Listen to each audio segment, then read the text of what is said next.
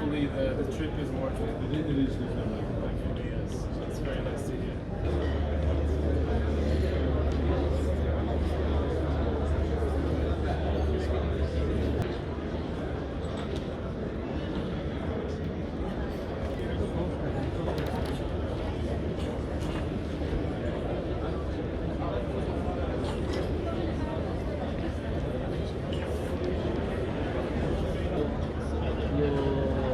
Scheduled maintenance, schedule ng construction fee dadalhin sa kasa. Talagang tas lahat.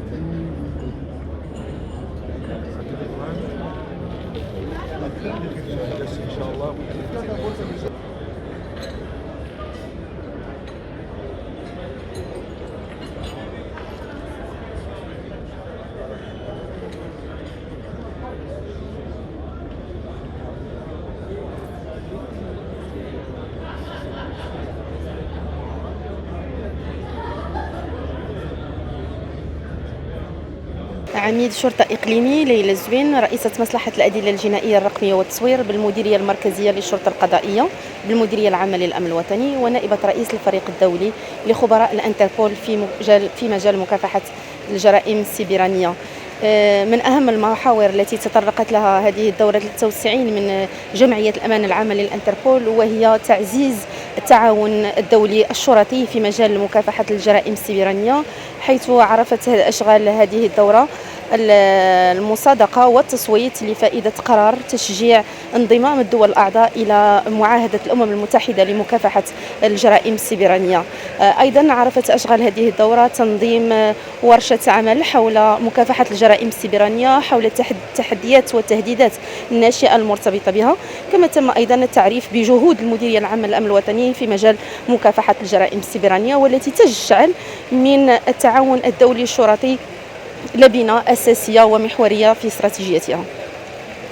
بسم الله الرحمن الرحيم. أخوكم العميد طارق الخضر، ممثل عن دولة الكويت في الجمعية العامة للانتربول 93. بداية أنتهز هذه الفرصة لأشكر مملكة المغرب حكومة وشعبا على هذه الاستضافة وعلى حسن الضيافة والاستقبال، وما شاهدناه من يعني إمكانيات جيدة في المنشأة اللي احنا حاليا فيها، اللي تحتضن الأمانة العامة للانتربول في دورتها 93.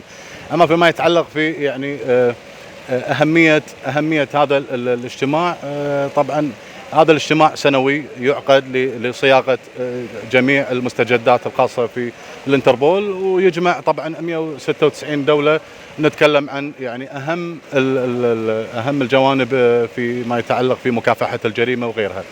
طبعا ما يخفيكم مكافحة الجريمة العابرة للحدود من أهم القضايا، وإحنا نجتمع بشكل سنوي لإيجاد الحلول أو تطوير آليات العمل الشرطية. فيما يتعلق في أهمية هذا الاجتماع غدا احنا في محتدم التعديل أو مش تعديل إنجاز التعبير، توضيح المسار خلال ال5 سنوات القادمة. راح يكون انتخاب على مستوى رئاسة الانتربول ومساعد رئيس الانتربول، وبالتالي باقي القارات والمناديب. بإذن الله بكرة إن شاء الله راح يكون في نتائج إيجابية راح تحتضنها إن شاء الله بإذن الله مملكة المغرب. Monaco, en l'espèce le directeur de la police de Monaco et le chef du BCN de Monaco. Alors je suis très heureux de représenter la principauté de Monaco à cette conférence de l'Assemblée générale d'Interpol à Marrakech. La principauté de Monaco est très attachée aux vertus d'Interpol, tout simplement parce que la principauté de Monaco, on ne le sait pas toujours, est précurseur en la matière, puisque l'idée d'Interpol est née en 1914, donc juste avant la Première Guerre mondiale, où s'est réuni à Monaco, à l'initiative du prince Albert Ier, 24 pays justement de représentants de la police judiciaire. L'idée donc est restée en suspens pendant le temps de la Première Guerre mondiale, a été reprise en 1923 à Vienne, en Autriche, et c'est là qu'est né Interpol. Mais l'idée d'Interpol est née en 1914 à Monaco. Et d'ailleurs Monaco a souhaité organiser l'Assemblée générale d'Interpol en 2014 pour fêter justement les 100 ans de l'idée. Voilà. Donc la principauté de Monaco donc, est très attachée à participer et à assister aux réunions de l'Assemblée générale pour plusieurs raisons. Parce qu'effectivement les problématiques sécuritaires concernent le monde en entier. Là actuellement il me semble qu'il y a 3 thématiques qui sont importantes et qui sont prises en considération dans les discussions entre les représentants des BCN. C'est d'une part la problématique de la criminalité organisée et en l'espèce plus particulièrement des trafics de stupéfiants. C'est vraiment le sujet numéro 1. Il y a un sujet connexe qui est également important, c'est la lutte contre la criminalité financière. Et Monaco soutient l'initiative d'Interpol d'avoir créé une notice argent qui permet justement de mieux cerner les avoirs criminels dans le monde entier. Alors c'est une initiative très intéressante qui me paraît important de soutenir et de souligner. Et troisième thématique qui est maintenant est partagée par tout le monde, c'est la lutte contre la cybercriminalité. Parmi les 4 candidatures, notamment à la présidence d'Interpol, j'ai l'avantage de bien connaître l'une d'entre elles, en l'occurrence la candidature de Luca Philippe, tout simplement parce que Luca Philippe a été un de mes cadres pendant mes anciennes fonctions dans les années 90, à une époque où j'étais le directeur zonal adjoint de la police judiciaire du Grand Sud de la France. Et Luca Philippe avait la responsabilité de diriger la brigade de répression du banditisme.